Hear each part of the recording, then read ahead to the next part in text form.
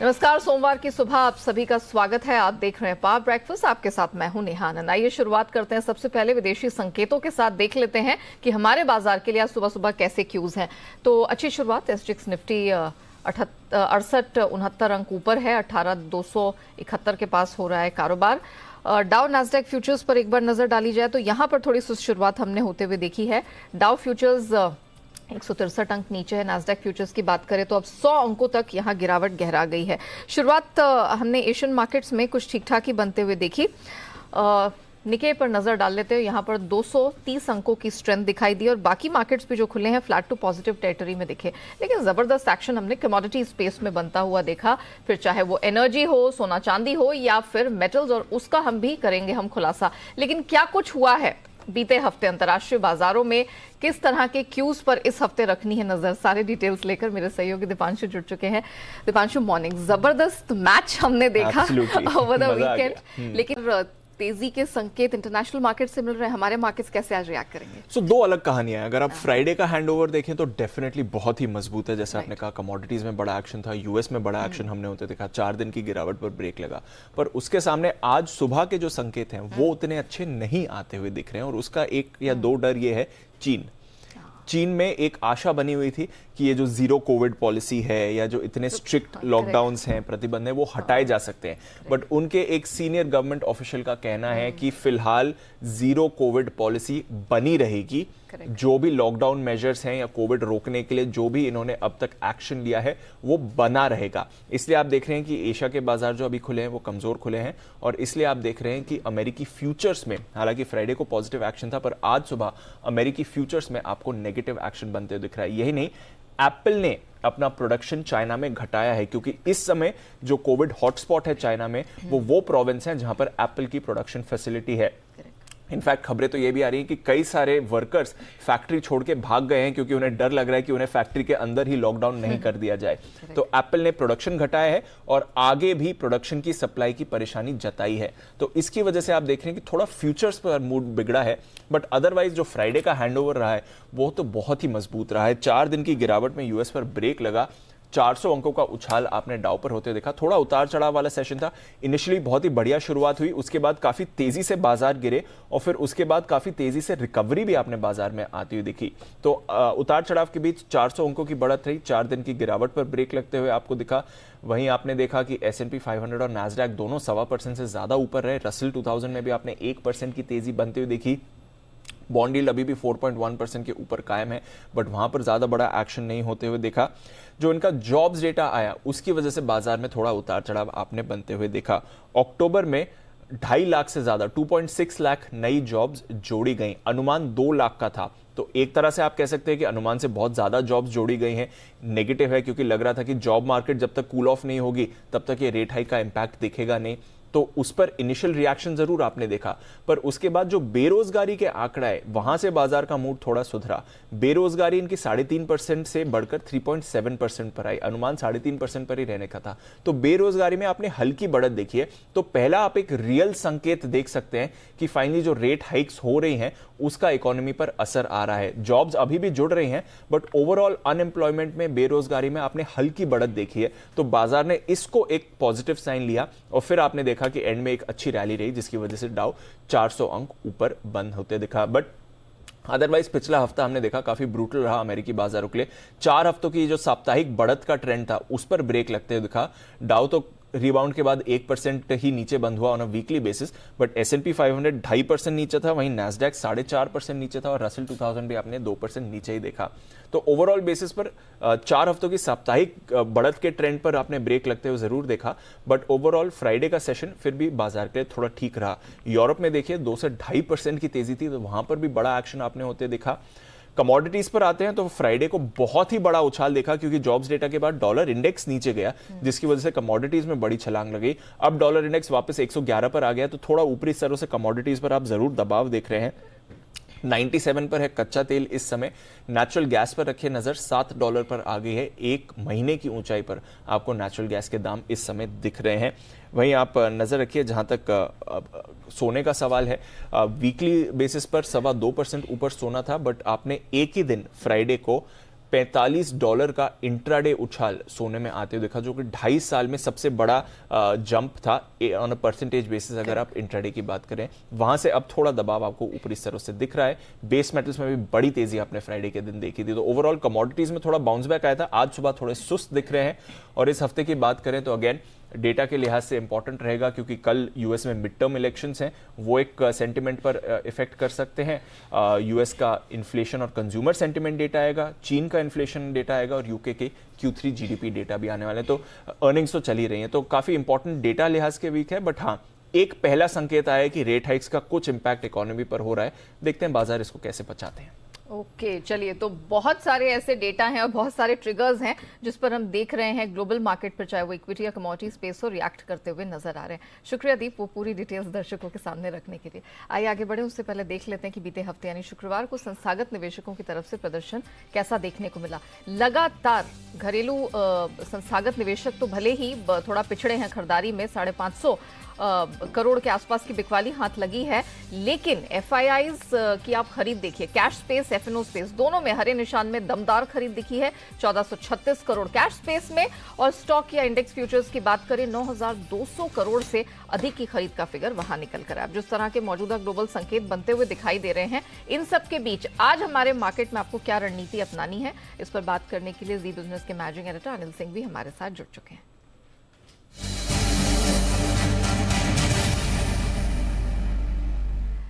Sir good morning, बताइए sir, आज क्योंकि ये हफ्ता बहुत ही महत्वपूर्ण है हर लिहाज से, कैसे ट्रेडिंग रणनीति अपनानी है? निफ्टी, बैंक निफ्टी के कोई स्तरों में बदलाव होगा?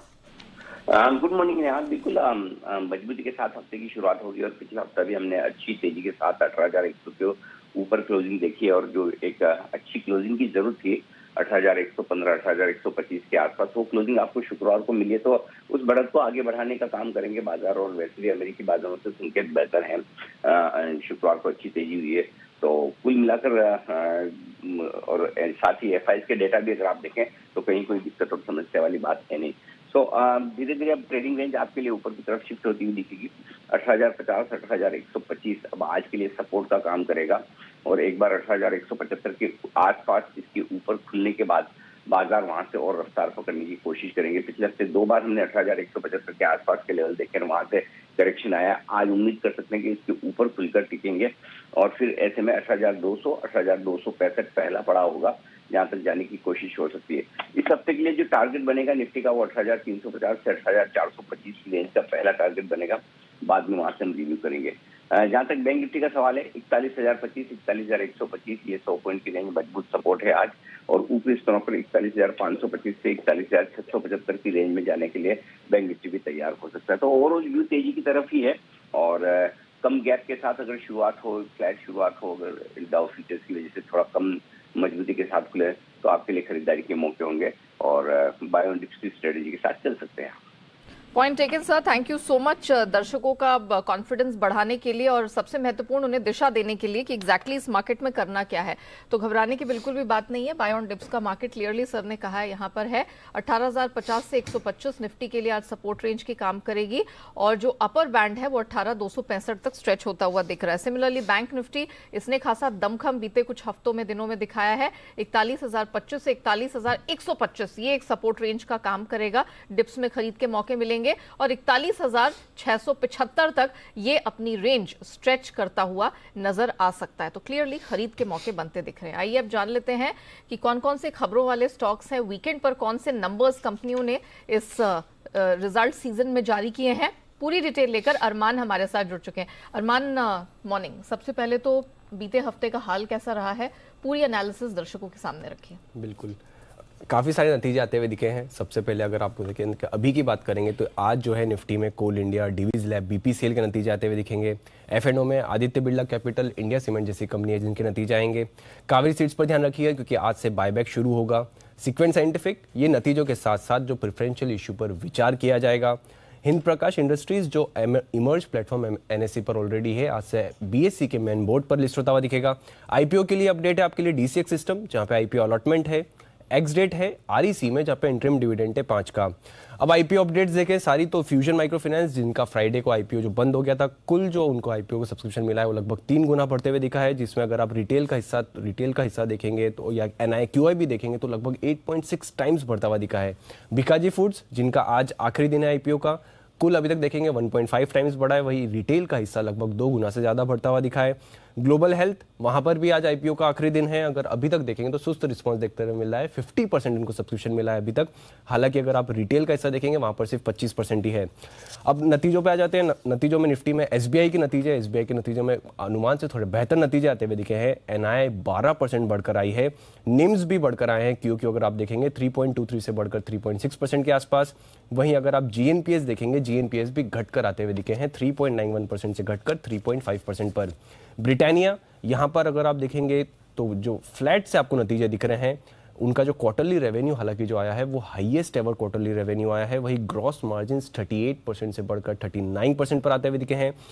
उसी के साथ साथ ओवरऑल अगर आप मार्जिन्स देखेंगे, कामकाजी मुनाफे की बात करेंगे, तो वो भी 15.5% से बढ़कर 16.3% के आसपास आते हुए दिखे हैं।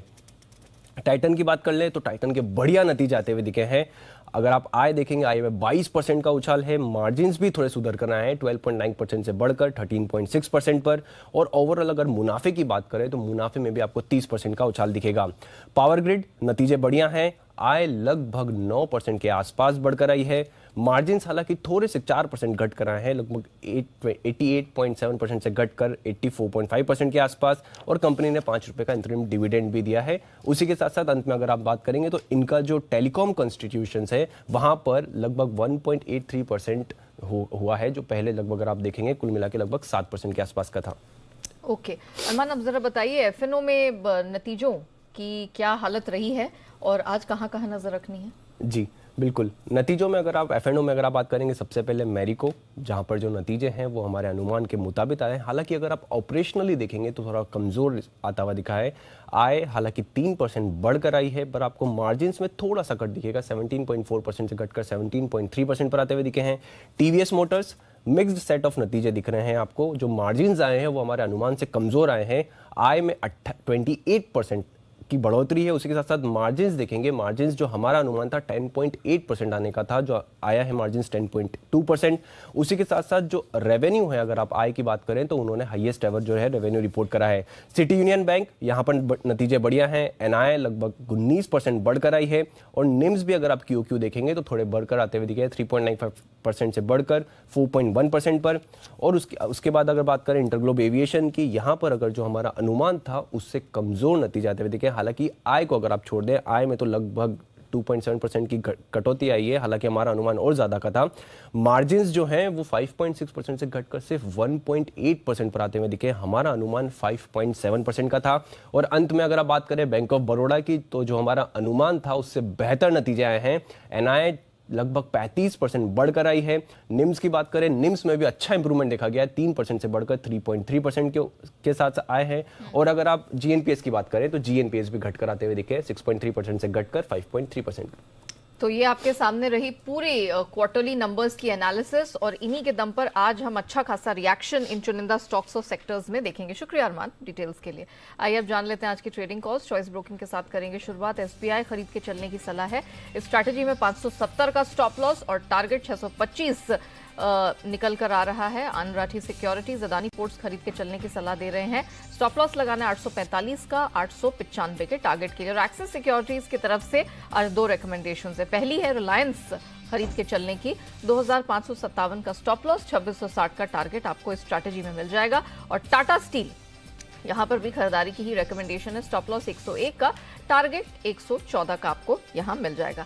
आइए अब जान लेते हैं कि बाजार पर, आज के बाजार पर एक्सपर्ट्स की क्या रणनीति है और कौन से स्टॉक्स में कमाई का बेहतरीन मौका आपको मिल सकता है। बात करने के लिए हमारे साथ सेंट्रम ब्रोकिंग के नीलेश जैन जुड़ चुके हैं। नीलेश जी, गुड मॉर्निंग, बहुत स्वागत है। जरा बताइए कि ब्रॉडर मार्केट्स में end of course stock specific action क्या दिख रहा है? Very good morning Neha ji. देखिए, ओवरऑल बाजार का जो सेंटीमेंट है काफी पॉजिटिव है, जिस हिसाब से 18,000 के ऊपर हमें पिछले सप्ताह क्लोजिंग देखने को मिली थी। तो निफ्टी में कहीं ना कहीं यहाँ से 18,250 से 18,300 के इमीडिएट टारगेट को ध्यान में रख के चलना चाहिए। उसके बाद मेरा ये मानना है कि यहाँ से 18,500 और 18,600 जो previous all time high level है, वहां तक का मूव हमें निफ्टी में देखने को मिल सकता है। तो करंट लेवल पे निफ्टी खरीद के चलने की सलाह होगी। 18,010 का स्टॉप लॉस होगा और जब तक 18,000 के नीचे की क्लोजिंग नहीं मिलती है तब तक बाय एंड डिप की रणनीति अपनानी चाहिए। आज के लिए दोनों ही खरीदारी के काउंटर है। सबसे पहले यूपीएल को खरीद के चलने की सलाह होगी। यहाँ पे एक ब्रेकआउट हमें फ्राइडे को देखने को मिला था। 725 का स्टॉप लॉस होगा, 760 के टारगेट्स होंगे। वहीं दूसरा जो स्टॉक है वहाँ पे भी अपने ऑल टाइम हाई लेवल पे पहुंच चुका है टाटा कम्युनिकेशन। इसे खरीद के चलने की सलाह होगी। 1335 के टारगेट के लिए 1275 का स्टॉप लॉस होगा। के नीलेश जी, थैंक यू सो मच हमारे साथ जुड़ने के लिए, बताने के लिए क्या क्या करना है। निफ्टी खरीद के चलना है, बायस पॉजिटिव है, और यूपीएल और टाटा कम्युनिकेशन ये दो बेस्ट पिक्स आज आ रही हैं नीलेश जी की तरफ से। आइए अब समझते हैं कमोडिटी बाजार की रणनीति, और हमारे साथ उस पर बात करने के लिए मोतीलाल ओसवाल कमोडिटीज के अमित सरीजा जुड़ चुके हैं। अमित, मॉर्निंग, जबरदस्त एक्शन बीते हफ्ते हमने अक्रॉस द बोर्ड पूरी कमोडिटी मार्केट में देखा था। सोना चांदी आज सुबह क्या किया जाए जब मार्केट खुले तो? जी, गुड मॉर्निंग। देखिए, पिछले हफ्ते नॉन फार्म पेरोल के बाद में हमने डॉलर इंडेक्स में गिरावट देखी, जिसके चलते गोल्ड और सिल्वर में तेजी दिखाई दी है। आज एक हल्की सी गिरावट दिख रही है। इस गिरावट का फायदा लिया जा सकता है दोबारा बाइंग करने के लिए। गोल्ड में 50,650 के आसपास और 51,000 के करीब के टारगेट हमें देखने मिल सकते हैं। सिमिलरली चांदी में 60,000 के नीचे मिले या उसके आसपास में मिले तो वहाँ पर बाइंग कर सकते हैं और 61,200 के टारगेट लिए जा सकते हैं आने वाले कुछ दिनों में। कच्चा तेल $98 के पास, क्या किया जाए? जी, देखिए, कच्चे तेल में भी हमने लगातार एक ड्रॉडाउन देखा है और इस हफ्ते भी हमने गैसोलीन इन्वेंट्रीज में डिक्लाइन देखी है, जिसके चलते नई रिसेंट हाइज देखने मिले। मुझे लगता है कि आज हल्की सी गिरावट है और यहाँ पर फायदा लिया जा सकता है दोबारा बाइंग के लिए। Short to medium term basis लगभग जो WTI क्रूड है वो $93.5 तक जाने की क्षमता रखता है, या एमसेक्स पर मैं समझता हूँ कि 7,600 के ऊपर के लेवल हमें देखने मिल सकते हैं। Okay Amit, thank you so much हमारे साथ जुड़ने के लिए, बताने के लिए कि आज बुलियन और कच्चे तेल में क्या रणनीति अपनानी है। कोई भी डिप, कोई भी करेक्शन, खरीद का मौका होगा। आइए अब बात करते हैं FIR यानी FII इन्वेस्टमेंट रिपोर्ट की। जान लेते हैं किन शेयरों पर फॉरेन ब्रोकरेजेस ने दर्ज की है FIR। तो शुरुआत सिप्ला के साथ करेंगे। कई ब्रोकरेजेस की रेकमेंडेशन है। सबसे पहले मॉर्गन स्टैनली ओवरवेट स्टैंस बरकरार है, टारगेट बढ़ाकर 1336 किया है। क्रेडिट स्विस आउट परफॉर्म का स्टैंस बरकरार है, टारगेट इन्होंने भी बढ़ा दिया है, 1325 से नया टारगेट। मैक्वेरी आउट परफॉर्म की रेटिंग बरकरार रखते हुए 1265 का टारगेट दे रहे हैं। तो गोल्डमैन सैक्स, इनकी हालांकि बिकवाली की रिकमेंडेशन बरकरार रखने की सलाह है, टारगेट हालांकि इन्होंने कुछ बढ़ाया है, 950 है नया टारगेट। अब बारी आती है टाइटन की। मैक्वेरी ने आउट परफॉर्म स्टैंस बरकरार रखा है 3200 के टारगेट के साथ, और जेफरीज ने होल्ड की पोजीशन मेंटेन करने को कहा है, टारगेट बढ़ाकर किया 2550। ब्रिटानिया पर मैक्वेरी का न्यूट्रल स्टैंस है 3750 के टारगेट के साथ, और मॉर्गन स्टैनली ओवरवेट की रेटिंग दे रहे हैं, टारगेट है 3892 का। बैंक ऑफ बड़ौदा की बारी आती है। CLSA खरीद की सलाह दे रहे हैं 185 के नए टारगेट के साथ। मॉर्गन स्टैनली का ओवरवेट का स्टैंस है, इन्होंने भी टारगेट बढ़ाकर 195 किया है। JP मॉर्गन ओवरवेट का स्टैंस है 200 है नया टारगेट। सिटी की बाय की रिकमेंडेशंस है, टारगेट में यहां पर तकरीबन ₹10 का इजाफा किया, 165 नया टारगेट। और अंत में मैक्वेरी न्यूट्रल स्टैंस बरकरार है 115 के टारगेट के साथ। चलिए इसी के साथ पावर ब्रेकफास्ट को हम यही रैप अप करते हैं, लेकिन वक्त हुआ है ब्रेक का। ब्रेक के बाद लेकर आएंगे ट्रेडर्स डायरी, जिसमें आपको मिलेंगे आज के लिए 20 दमदार ट्रेडिंग आइडियाज।